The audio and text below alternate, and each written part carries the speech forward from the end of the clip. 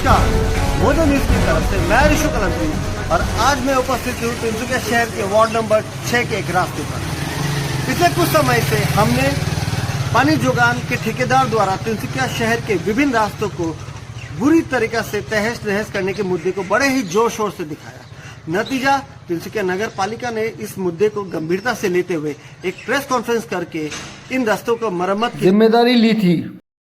मगर क्या इससे CEEPL नामक इस कंपनी को ये खुली छूट मिल जाती है कि वो रास्ते पर इस तरीका से गड्ढा करके इस अवस्था में छोड़ दे?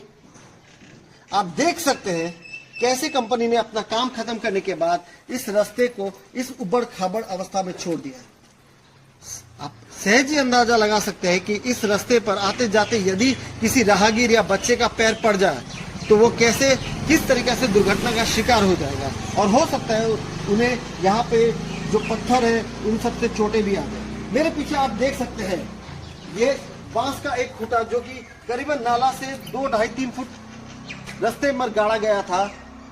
बहुत मुमकिन है इसे कंपनी द्वारा बैरिकेडिंग के लिए गाड़ा गया था, मगर काम खत्म होने के बाद उन्होंने इसे हटाना भी जरूरी नहीं समझा। देखिए ये रास्ता किस तरीका से प्लेन था और आज ये कंपनी यहाँ काम करने के बाद किस अवस्था में है। कंपनी ने यह भी जरूरी नहीं समझा कि वे इस रास्ते को प्लेन कर दे ताकि आवाजाही में लोगों को कम से कम दिक्कत का सामना करना पड़े।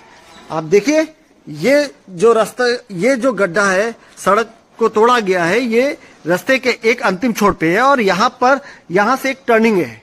इस टर्निंग से जब भी गाड़ियों का आवाजाही होती है तो लोगों को बेहद दिक्कत हो रही है, क्योंकि इस गड्ढे के चलते ये रास्ता छोटा हो चुका है। मेरे साथ मौजूद है इस अंचल के निवासी मिस्टर एन मजूमदार। तो चलिए उनके पास चल के उनसे पूछते हैं कि आगे ठेकेदार ने इस रास्ते को इस अवस्था में कितने दिन पहले छोड़ा। मजूमदार जी, आप बता सकते हैं ये रास्ते की हाल कब से ऐसे है? करीब 10 दिन पहले ये ऐसा हाल करके छोड़ा है। उसके बाद से कोई कोई आया नहीं, खबर भी नहीं लिया, लेकिन यहाँ गड्ढा होकर रखा है, एनी टाइम एक्सीडेंट हो सकता है। ये जो बांस लगा जैसा है वैसे ही। तो क्या यहाँ आप लोग को किसी किस्म की तकलीफ हो रही है? तकलीफ वही है, गाड़ी आने जाने में बहुत तकलीफ होता है। एक स्टॉप होता है तो दूसरा पार होता है, इस तरह एक्सीडेंट का चांस है। ऐसे में मैं एक सवाल जरूर पूछना चाहूंगा आप सबसे और पावर में बैठे उन लोग से भी ये सवाल पूछना चाहूंगा, एक पत्रकार के हैसियत से, एक टैक्स पेयर के हैसियत से। क्या अगर मैं या आप सरकारी रास्तों को ऐसी अवस्था में छोड़ जाए काम के बाद तो हम पे कार्रवाई नहीं होगी?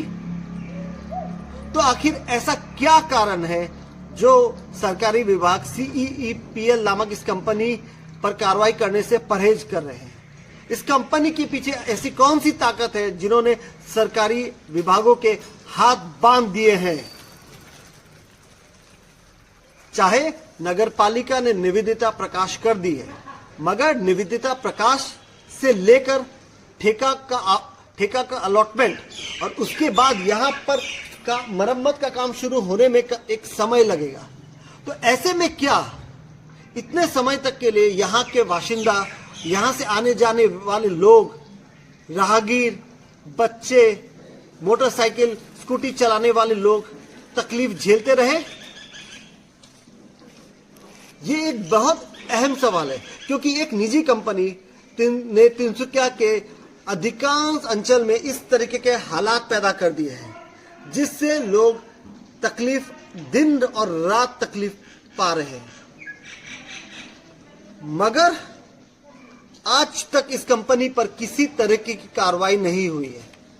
मेरा सवाल वापस से यही है कि आखिर इस कंपनी को क्यों ऐसी इतनी छूट कैसे मिल गई है कि उनमें इतना साहस आ गया है कि वे एक रास्ते को खोद कर इस अवस्था में छोड़ के चले जाते हैं। 10-10, 15-15 दिन तक ये रास्ता ऐसा ही है और इसकी सूद लेने वाला आखिर कोई नहीं है। क्या हम टैक्स पेयर की गिनती नहीं है? क्या हमारी सूद लेने वाला कोई नहीं है? मोजो न्यूज की तरफ से मैं ऋषु कलंत्री और मैं इसी तरीके के बहुत ही लोकल स्तर के मुद्दे को आप सबके समक्ष लाता रहूंगा। ऐसे मुद्दे जो कहीं ना कहीं खो गए हैं, कोशिश रहेगी कि आपसे और हमसे जुड़े हुए मुद्दों को मैं पावर में बैठे लोगों को, सरकारी कुर्सी पे आसीन अधिकारियों के नजर तक ला सकूं।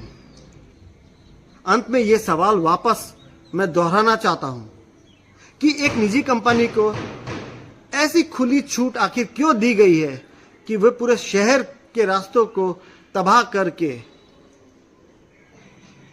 चैन की नींद ले रहे हैं, और जनता है जो आए दिन इस तकलीफ से गुजर रही है।